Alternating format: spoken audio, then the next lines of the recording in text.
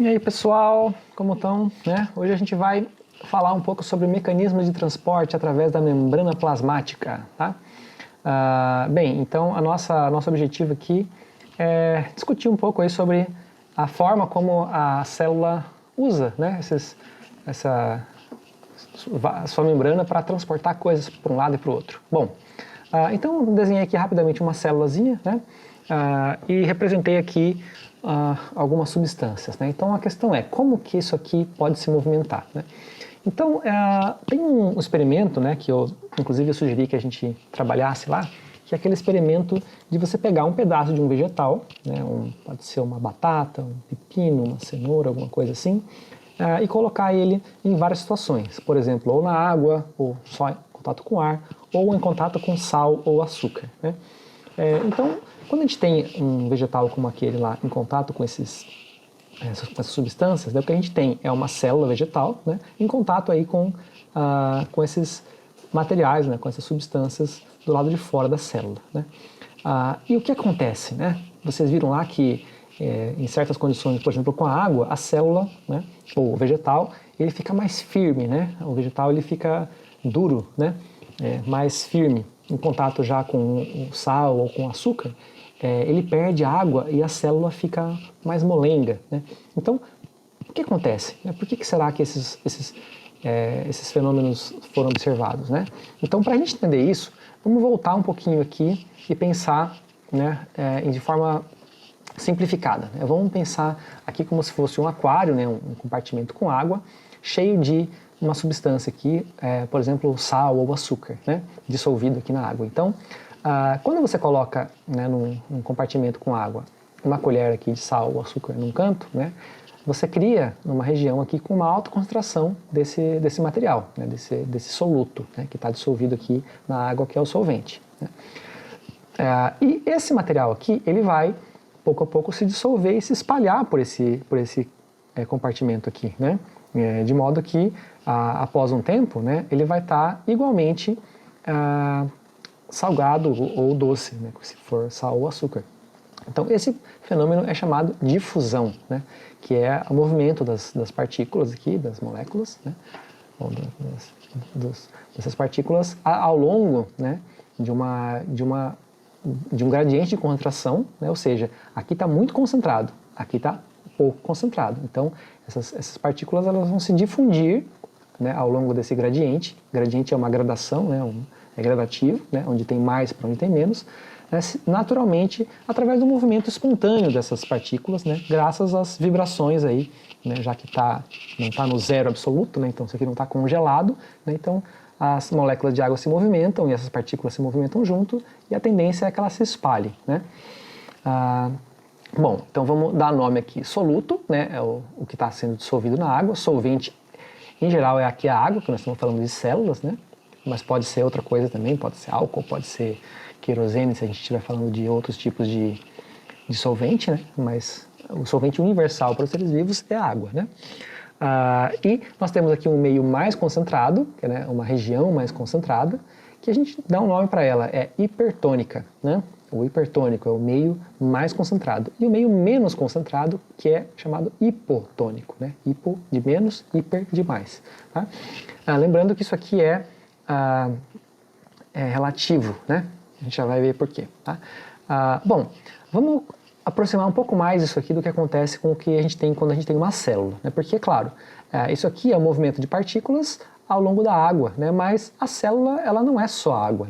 Claro, dentro da célula é um saquinho de água com coisas dissolvidas. Mas a água tem uma membrana, que é a membrana plasmática. Então eu representei aqui por essa membrana semipermeável. O que ela é semipermeável? Lembra que a gente viu na estrutura da membrana que ela não é um plástico, que é impermeável, que não deixa passar nada, mas ela também não é uma peneira que deixa passar tudo, não é uma barreira que não tem nenhum critério. Então, ela deixa passar algumas coisas, ela não deixa passar outras, e algumas passam com mais facilidade ou menos facilidade. Então, ela é semipermeável, a permeabilidade dela é seletiva. Bom, então o que acontece? Quando a gente tem uma membrana no caminho aqui, desse processo de difusão, a gente tem uma situação engraçada aqui. Por quê? Porque de um lado está bastante, vamos supor que seja sal, né, que você colocou sal aqui. Então, de um lado vai ter sal, né, e de outro não vai ter sal, ou vai ter pouco sal. Né, porque, claro, mesmo, a não ser que você pegou uma água super purificada, né, uma água de torneira, ela vai ter lá pequenas quantidades de sais minerais diversos. Né, então, você tem uma região hipertônica, né, e uma região hipotônica. Né. Então, o que vai acontecer? A tendência do sal por difusão é passar para o lado de cá para atingir o equilíbrio, né?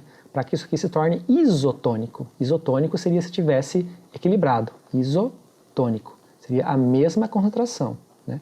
Esse seria o objetivo, né? Que os meios se tornem isotônicos. Só que tem uma membrana no meio. A membrana não permite esse movimento livre. Né? Então a gente tem um problema. Né? Quer dizer, um problema, uma situação diferenciada aqui. Por quê? Dependendo da substância que nós estamos lidando aqui, essa membrana ela pode não deixar passar com tanta facilidade. Né? E nesse caso aqui, o que acontece? Por movimentos aleatórios, né, do sal dissolvido aqui, né, ele vai tender a passar para cá, mas essa membrana pode ser relativamente, pode dificultar essa passagem de sal. Né? Agora, né, a gente obtém, prestem bem atenção, a gente obtém o mesmo efeito, né, de equilíbrio, ou seja, vai ter uma concentração igual de sal de um lado e de outro, por duas formas, ou o sal passa para cá, ou a água passa para cá. Né? Se a água passar para cá, o que vai acontecer? Você vai aumentar a quantidade de água aqui, então relativamente vai ter menos sal aqui, porque você aumentou a quantidade de água, né? Então você tornou esse meio aqui menos concentrado do que ele estava antes. E como você diminuiu a quantidade de água desse lado aqui, né, o pouco sal que tiver aqui ele vai se tornar mais concentrado, né, porque vai ter menos água para a mesma quantidade de sal. Né? Então, mesmo que o sal passe para cá de forma um pouco mais lenta, né, há uma passagem, né, de água para o lado de cá. Mas por quê? A água passa pela membrana? Passa. Né? Mesmo, lembra que a membrana ela tem uma estrutura de fosfolipídios. Né? Os fosfolipídios têm aquela parte que é hidrofóbica, né? Que fica ali no meio da membrana. Né? Então, a princípio, a água não atravessaria a membrana, a estrutura fundamental da membrana, que é a bicamada fosfolipídica. Mas a membrana tem pequenos canais, tem proteínas específicas chamadas aquaporinas. Vou colocar aqui o nome dela. Aquaporina. Aquaporina. Aquaporina, é o que o nome diz, é um poro para água. Né? Então, é uma janelinha especial, é uma proteína que tem uma configuração específica em que a água passa. Né? Então, a membrana plasmática ela tem canais para passagem de água. Né? E é por esses canais que vai acontecer o movimento de água no contrário sentido, ou no sentido contrário, né, do movimento do sal aqui. Né? Então, se a gente tem uma membrana, uma região com muito sal, uma região com pouco sal, o sal tende a passar para cá, do lugar onde tem mais para onde tem menos sal, mas a água tende a fazer o movimento contrário do sal, passando, né, para o lado onde tem mais sal, para ajudar, digamos assim, a atingir o equilíbrio entre esses dois meios. Né? E esse movimento da água é o que a gente chama de osmose, né? Como algum de vocês fizeram a pesquisa lá, quando vocês fizeram o experimento, e já tinham verificado. Né? Então, o que é osmose? Osmose é esse movimento da água, ou no caso do solvente, né, que no nosso caso é a água, através de uma membrana, né, contrário a esse gradiente de concentração, né, do soluto aqui, que no caso a gente está falando do sal, mas a gente também fez açúcar no experimento lá. Né? Então aqui essa setinha azul representa a osmose. Tá? E claro, a difusão, né, seria a passagem dessa substância aqui do soluto para o lado contrário. Né? Então reparem que a difusão e a osmose têm sentidos diferentes. Né? A difusão vai do meio mais concentrado para o meio menos concentrado e a osmose é o movimento do solvente na direção contrária, certo? Bom, vamos voltar lá para a célula então ver o que acontece? Né? Olha só, na nossa célula a gente teve duas situações basicamente. Né? Uma situação em que seria a célula no meio de um monte de sal ou açúcar, né, que teve resultados parecidos, como vocês puderam ver no experimento. Né? E uma situação em que a célula, no caso o pedaço de vegetal que vocês cortaram, estava na água pura. Né? E uma situação que estava só no ar. Eu pedi para vocês cortarem e deixarem lá sem nenhum tipo de mudança, né? Que seria o controle. Né? Então, o que aconteceu? Vocês viram que quando ela estava no sal ou no açúcar, ela perdeu água e ficou murcha. E quando ela estava na água pura, ela ficou mais firme e dura, né? Por que isso aconteceu então? Né? Quem entendeu isso aqui já deve estar imaginando o que aconteceu, né? Olha só, vamos comparar, né? A célula, claro, ela tem substâncias dissolvidas dentro dela, tem sais, tem açúcares, né? Tem um monte de substâncias lá, né? Sais minerais ali, dissolvidos, né? Mas, né, o meio externo, né, que é onde a gente colocou essas células, né, ou os vegetais, a gente variou ele, né? Então, num a gente colocou na água, uma água não pura, mas uma água de torneira, vamos dizer assim, né? E no outro a gente encheu de sal e açúcar. Agora, comparando a célula com o meio externo, né? Nesse caso que a gente colocou a célula junto com o sal e com o açúcar, o meio externo é hipertônico, porque é cheio de sal e açúcar, então está muito concentrado, e a célula ela é hipotônica, né? Porque ela é menos, ela tem coisa dissolvida dentro dela, mas não é tanto. Do outro lado, né, quando a gente colocou a célula, os vegetais na água pura, né, a célula ela é hipertônica em relação à água que é hipotônica, né? Mas aqui a célula é hiper, aqui a célula é hipo? Sim, porque esses termos são comparativos. É igual você pegar uma pessoa pequena, né, uma pessoa alta e uma pessoa média, né? Se você comparar a pessoa média com a pessoa baixa, a pessoa média vai ser mais alta que a pessoa baixa, né? Se você pegar a pessoa média e a pessoa alta, a pessoa média vai ser mais baixa do que a pessoa alta. Então, é comparativo, né? É sempre relativo. Você fala, esse meio é hiper em relação a esse outro meio. Esse aqui é hipo em relação a esse outro meio. Então, sempre tem que esclarecer ao que você está se referindo, né? Não é um termo absoluto, né? É um termo comparativo. Bom, então vamos lá. Se a gente tem aqui, no primeiro caso, né, na célula com um monte de sal e açúcar, o que vai acontecer? Por difusão, a tendência desse sal, desse açúcar, é entrar na célula, porque tem muito fora e pouco dentro. Então, vai ter um sentido aqui, né, dessas moléculas entrarem na célula, né? O que pode ser mais ou menos fácil. O sal, por exemplo, ele entra na célula, né? Açúcares é um pouco mais difícil, porque a molécula de açúcar é um pouco maior, né? Quer dizer, na verdade é bem maior do que as partículas de sal, né? Então elas não conseguem entrar na célula com tanta facilidade. O sal consegue, né? Porém, a água, como a gente viu, né, que tem a aquaporina, ela consegue sair da célula, né? Porque veja o que acontece, se você ressecar essa célula aqui, né, ela vai ficar pequenininha, enrugadinha, e o que tem aqui dentro, né, os sais e açúcares que tem aqui dentro, eles vão se concentrar, né? É a mesma coisa que acontece numa banana, por exemplo, seca, né? Quem já comeu banana seca sabe, uma banana fica super docinha, né? Bem mais doce do que uma banana comum, né? Mas você não adiciona açúcar para secar uma banana. O que acontece? Você tem uma banana relativamente grande lá que seca, perde toda a sua água, né? E aquele açúcar que tinha na banana, ele vai ficar num espaço muito menor, com muito menos água, então vai ficar mais concentrado, né? Então, ao perder água para o meio externo, que é o que vocês viram quando vocês colocaram o vegetal no sal ou no açúcar, né? As células vegetais elas vão perder água e o que tinha dentro dela, né, os sais e açúcares que estão dentro dela, vão ficar mais concentrados, igualando as concentrações, né? Lembrando, a tendência é ficar isotônico, né? Então você vai estar equilibrando os dois lados. Por outro lado, ao colocar a célula na água, né, uma água pura, ela vai ter comparativamente muito mais sais, muito mais açúcares dentro da célula do que fora dela, né? Então, novamente, a tendência é ela perder por difusão esses solutos, né?